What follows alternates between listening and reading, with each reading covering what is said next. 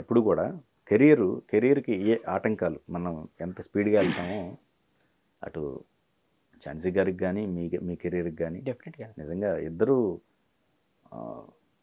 అటు అంటే కెరీర్ పరంగా మంచి పేరు డెఫినెట్గా తెచ్చుకున్న మంచి వ్యక్తులు పీక్స్ ఇద్దరు లో కూడా ఉన్నప్పుడు ఇద్దరు కూడా మంచి మనకు పేరు జరిగిన తెచ్చుకున్న డిస్టర్బెన్స్, పర్సనల్ డిస్టర్బెన్స్ వల్ల అవును కెరీర్ డెఫినెట్గా కొలాప్స్ ఇద్దరికి డెఫినెట్ అటు కదండి. మళ్ళీ ఆవిడకి కానీ మీకు కానీ మళ్ళీ నిజమే లేవటం అంటే నిజమే అవును ఎందుకంటే సినిమాల్లో కానీ రాజకీయాల్లో కానీ వ్యాపారాల్లో కానీ, అంటే వ్యాపారం అంటే సరే డిఫరెంట్ ఆస్పెక్ట్ అనుకోండి. అవును అవును ఒక్కొక్కసారి హై వచ్చినప్పుడు దాన్ని జాగ్రత్తగా బ్యాలెన్స్ చేసుకొని వెళ్తుంటే ఇంకా అలాగనే ఉంటాం, ఇంకా పైకనే వెళ్తాం. అవును లేదు పడితే అవును ఏదన్నా ఇబ్బంది వల్ల మరి అది రావటానికి అనేది చాలా కష్టం అండి. అవును వస్తుంది రాదని కాదు, కానీ ఆ, చాలా అలాంటి టైంలోనే మాకు ఇబ్బంది జరిగింది. లేకపోతే కాంటెంపరీగా ఉన్న అప్పుడు ఝాన్సీ గారు, సుమ గారు, ఉదయ్ భాను గారు, వీళ్ళు మేమంతా కాంటెంపరీస్ ఒకేసారి. ఆ టైంలో ఆవిడ మంచి వెల్ నాలెడ్జ్, చక్కగా మంచి భాష మాట్లాడటం. సో తను కెరీర్లో బాగా డ్రాప్ అయిపోయారు. సుమ అవనివ్వండి, ఉదయ్ భాను గారు కొన్నాళ్ళు చేశారు, వాళ్ళు ఇప్పటికీ చేస్తున్నారు అన్నారు. అది డెఫినెట్గా ఆ రీచ్ ఉండేది నో డౌట్, అవును నో డౌట్ వాళ్ళకి ఆ పొటెన్షియల్ ఉంది, ఆ నాలెడ్జ్ ఉంది, ఇప్పటికీ చేస్తున్నారు కదా. యాక్చువల్గా కోర్టు కూడా చిన్నప్పుడు మదర్ దగ్గర, తర్వాత ఫాదర్ దగ్గర అని ఏదో వస్తుంది కదా, ఇచ్చారండి. ఇచ్చారా? ఓకే ఓకే ఇచ్చారు. అందుకనే ఆమె దగ్గరే మా ధన్య ఉండేది, నా దగ్గర వీక్లీ ఒకసారి అచ్చా అచ్చా ఓకే ఇచ్చారు. అలా కొన్నాళ్ళు జరిగింది. తర్వాత కూడా దాన్ని ఇంకా ఆవిడకి అంత పంపడం ఇష్టం లేకపోవడం అందువల్ల సరే ఓకే ఇంకా నేనే పూర్తిగా, అంటే దానివల్ల ఏమవుతుందంటే సార్, ఇప్పుడు నా విషయంలోనే కదా ఎవరి విషయంలో అన్నా ఓకే పిల్లలు సఫర్ అవుతారు. ఫస్ట్ ఆఫ్ ఆల్ మన కోపాలు, మన కక్షలు ఇవన్నీ ఉంటాయి, బాగానే ఉంటాయి. అది కాకపోతే పసిపిల్లలు మీద గట్టి ముద్ర అన్నది ఆ టైంలోనే పడుతుంది. ఓకే వాళ్ళకి తెలియకుండా అలాగా ఒక చాలా పెయిన్ జరిగింది ఒక 2-3 years జరిగినప్పుడు. అప్పుడు ఇంకా నాకు చాలా కష్టంగా ఉండేది. ఇప్పుడు వారంలో ఒకసారి భార్యాభర్తలు విడిపోయిన తర్వాత భర్త దగ్గరకో భార్య దగ్గరకో అదేదో షూటింగ్కి వెళ్ళినట్లో లేకపోతే చుట్టం చూపుగానో ఒక చిన్న పిల్లని నీ నీ పేగు బంధం పంచుకొని పుట్టిన పాపో బాబో నీ దగ్గరికి వచ్చి ఒక గంట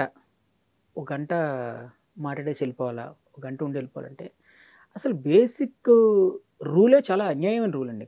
అంటే కోర్టులు పెట్టకపోయినా బాగున్నాం. ఓకే అంతే కదా. ఇప్పుడు పిల్లలు ఎలాంటి మూడ్లో ఉంటారండి. ఇప్పుడు 10 ఏళ్ల వరకు వాళ్ళు ఎంతసేపు అమ్మా నాన్నలు ఉన్న పిల్లలతో ఉండటం, వాళ్ళతో ఉండడం, మనం ఏం చెప్తే చేయటం, మనం ఎలాగా మనం ఏం నేర్పిస్తే అది వాళ్ళకి. బేసిక్గా 1 to 10 అంటే కరెక్ట్గా అయితే 1 to 8 ఒక బిడ్డ పుట్టిన తర్వాత ఆ 8 ఏళ్ళు 10 ఏళ్ళలో మీరు ఏం ఫీడ్ చేస్తే వాట్ ఎవర్ మీరు ఎంత అంటే చెప్పండి, ఏమని నేర్పించండి, అదే జీవితాంతం ఆ ఇన్ఫ్లుయెన్సే ఉంటుందటండి. ఇది అంటే ఇది డాక్టర్స్ లేకపోతే ఇది చెప్పిన విషయం. బిలో 10 years వరకు మీరు ఏం ఫీడ్ చేస్తే అప్పటి వరకు మీరు ఏమైనా నేర్పించండి. ఓకే ఓకే మంచి చెప్పండి, లేకపోతే చదువు పాయింట్ ఆఫ్ వ్యూ అవ్వండి, కుటుంబం గురించి అవ్వండి, గ్రంథాలు నేర్పించండి, సంగీతం నేర్పించండి, సాహిత్యం నేర్పించండి, ప్రకృతి చూపించండి, ఏదైనా అది మొత్తం మీరు చనిపోయే వరకు ఆ ఇన్ఫ్లుయెన్స్ అనేది పనిచేస్తుందంట. సో ఇప్పుడు సాధారణంగా భార్యాభర్తలు విడిపోయినప్పుడు అప్పుడే ఉంటుంది. ఎక్కువ మంది ఎవరో పెద్దోళ్ళు బాగా పెద్దోళ్ళు అయిపోయితే విడిపోతారు, అది పెద్ద ఇష్యూ కూడా కాదు. ఇప్పుడు 20 ఏళ్ళకో 25 ఏళ్ళకో కూడా విడిపోయే వాళ్ళు ఉంటారు. కానీ ఎక్కువ శాతం 90% ఎప్పుడు ఉంటుంది, పుట్టిన వెంటనే 2 ఏళ్ళకి 3 ఏళ్ళకి 5 ఏళ్ళకి 6 ఏళ్ళకి 7 ఏళ్ళకి 8 ఏళ్ళకి 9 ఏళ్ళకి ఎక్కువ ఇన్సిడెంట్స్ ఉంటుంది.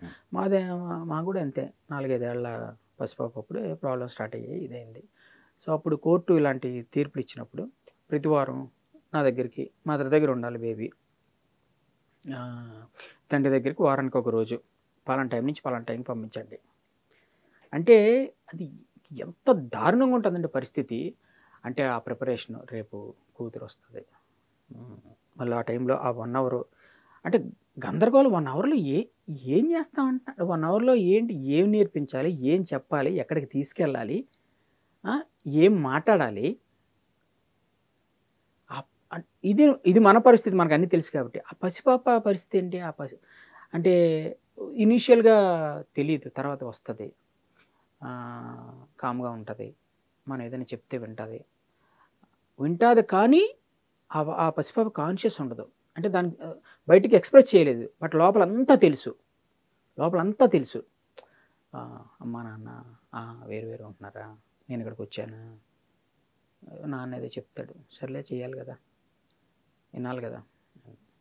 కానీ మా ధన్య అది అలాగా కొన్ని వచ్చి టైం అవుతుంది, అయిన వెంటనే మా మామయ్య గారు తీసుకొని వచ్చేవారు.